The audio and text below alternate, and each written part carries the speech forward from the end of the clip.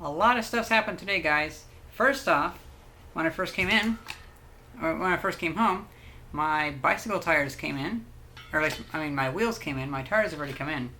So now this can be like the basis around building my new back end for my trike. It comes with this bag, which I think has a sprocket inside of it.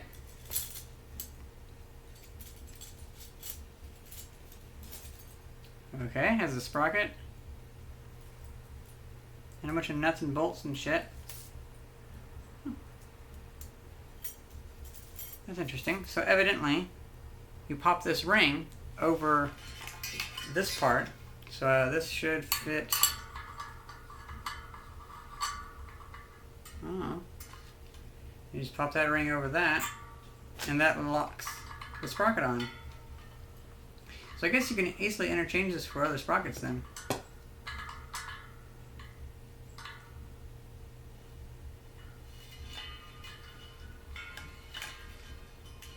Nice. But yeah, not bad for like $30 a wheel. Once I have this, or now that I have this, I can build my back end around it. Because I wanted to make sure that these were 110 millimeters wide. I mean, if not, I could always just like remove some of the nuts or whatever and like graze them down or something. I don't know. We'll get thinner nuts. But I wanted to make sure I had this just so I can weld everything around it. Quite happy with this. Then, earlier today, I had boba tea for the first time, also known as bubble tea and pearl tea. But I mostly have heard it called boba tea. Basically, it's sweet tea mixed with milk with tapioca balls in the bottom of it. Don't really know how I feel about it. It doesn't taste like what I would expect it to taste like. So, for the drinking through the first half of the drink, it was very revolting because it didn't taste how it looked like it would taste. So it was kind of revolting. But then as I kept drinking it, the flavor started meshing with how it looked like in my head, because I started learning, oh, that's how it tastes. So I knew what flavor to expect. So now whenever I was finishing off the boba tea, it was kind of meh. I don't know.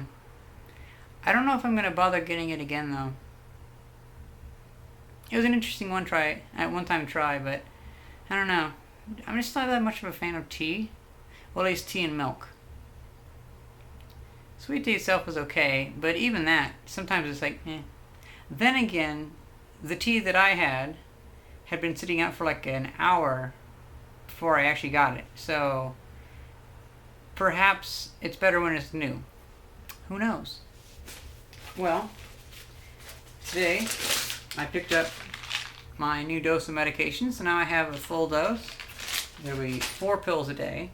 That's I think that's a 1 month supply, but I have a 3-month prescription. Then I went to the recycling center and bought a bunch of laptop battery packs. Let's see, 1, 2, 3, 4, 5, 6, 7, 8, 9. Okay, so we have 9 laptop battery packs, and one of them happens to be from an Inspiron, or a Dell Inspiron 1100, which happens to be the first laptop that I had free reign to destroy and to tear apart and stuff like that. Because basically my dad's boss had hit his Dell Inspiron 1100 back in like 2004 or whatever. He'd punched it in the screen, so we got the laptop.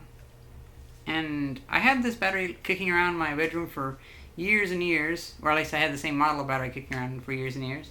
And then whenever I was first playing with my IBM ThinkPad X20, I think it's called. It's a little laptop. I was playing around with the battery because the battery wouldn't work anymore. And that's when I first discovered 18650 cells. And then I ordered a bunch more batteries. I think I ordered 15 more battery packs. and I ripped all the cells out to make my first e-bike battery. But before I did that, I actually opened up this one, and I got some good cells out of it. And so it's kind of interesting to find another one now. Unfortunately, this is a 12 cell pack, but they have 4 dummy tube cells in there. Those are just like PVC pipes. This one's an older one from a Fujitsu computer. I do not expect this to have any power inside of it. It's probably from the 1990s. But some of these other ones, like for instance, this one says it has 97 watt hours, which is pretty nice. I really can't wait to open that one up. It might have some nice like 3200 milliamp hour cells in it. And then, speaking of capacity and watt hours, I discovered that my lithium ion upgrade for my city car will actually be 3 times more effective, or give 3 times more range than I had expected. Because I've been into lithium ion batteries for so long that I've forgotten how much lead acid batteries suck. Or, in a more accurate term, I forgot about Puchert's law. Basically, the batteries in my city car are 225 amp hours. So it is 48 volts, 225 amp hours, or 48 times 224.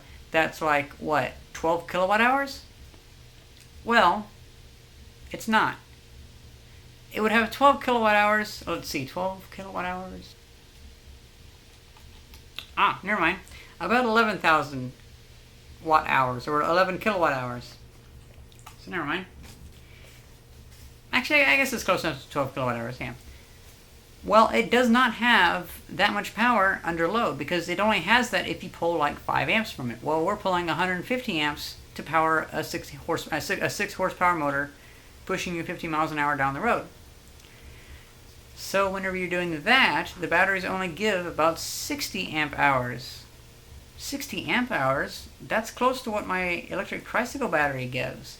Because in my electric tricycle I have a 24 amp hour and a 16 amp hour battery to give me 40 amp hours of power. So basically, that's crazy. I can't believe that. I mean, because I'm aiming to make a 450 amp hour battery pack, so that would be like 6 or 7 times the range of 4 miles.